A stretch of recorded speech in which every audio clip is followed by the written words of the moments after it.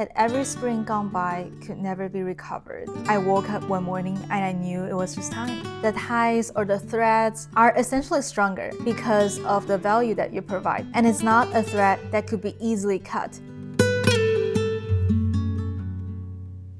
Hello, my name is Cecilia and welcome to my channel. Today I'm talking about what's the solution to the unavoidable fact that human relationships are essentially fragile. So I usually like to take videos when I'm feeling more upbeat, when I'm in a pretty good mood, because I don't want to be like spreading negative energy in my videos. And if I wanted to be sending out messages to the world, I want to be in a state where I have great energy and I could influence people. But today I am just feeling a little sad and a little pessimistic. And I got so sad earlier thinking about this topic and I cried.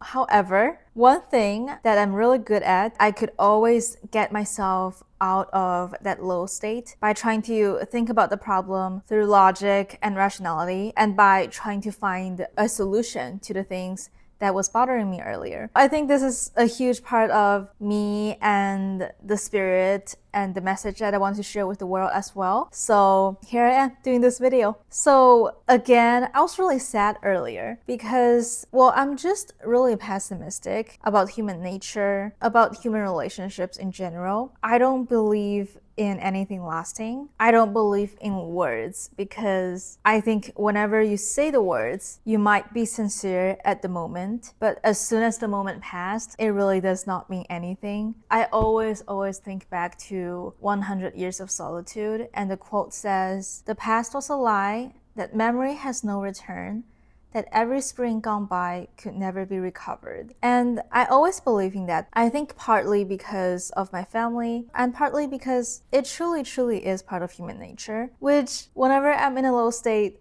it just makes me really sad. So earlier, out of nowhere, I went on my old social media post. Under that post, I saw a comment from my aunt, from my dad's side, which is the family that I grew up with. And it just made me so sad because I've now completely cut ties with my dad's side of the family. A lot of things happened. It was really sad. It was really toxic for me growing up there. And normally, when I'm just in my daily life, doing my things, I think I'm a pretty happy person because I don't even think about those. But whenever I'm in a low state and thinking back to my family, thinking about how fragile human relationships are, the analogy that came into my head was that human relationships, they feel like very thin threads that could break at any time. Even the family that you grew up with, just all of a sudden, without any prior notice, at a certain point, when there was enough disappointment, I woke up one morning and the idea just came into my head that I knew that was time. I knew that was the end of my relationships with them. It's hard to explain this in English, but it's kind of like fate. It's 缘分 in Chinese, it's en in Japanese, and I think it's onmyeon in Korean. Hello, it's me editing here. It's inyeom. I'm sorry, I don't speak Korean. Because I saw this in past lives. Love that movie, by the way.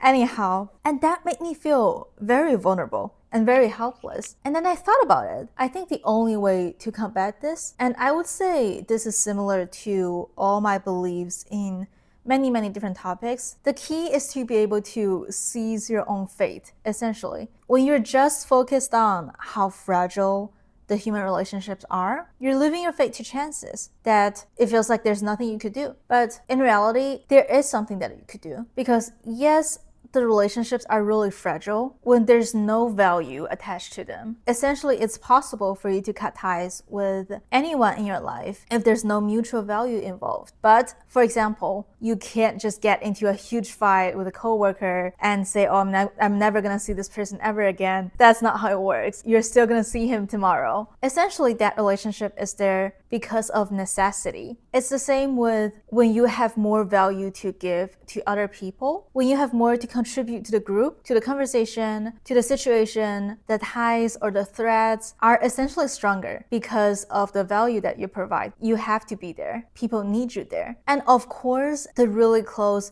romantic relationships, family, friends. It doesn't substitute for that. But again, all of those relationships, they're a single thread, and some of them may be thicker, some of them may be thinner. The only thing that you could do for yourself, for your own life, to make sure that your life still has a foundation, that even if one of the thread breaks, you still have your life, you still have your sanity. It's just to become a better version of yourself, to be able to provide more values so that your presence there is necessary. And it's not a thread that could be easily cut. But also knowing that even if that does, you have other threads, you have this net or this web that you have weaved for yourself through your own power, by your own choices, to provide that sense of security for yourself. That's why I do know people who, when they get into relationships, that the other person becomes their whole world. And when they break up, they're devastated because their whole world has been wrecked. And the idea of that has always been very, very, very scary for me. So anyway, just to conclude, how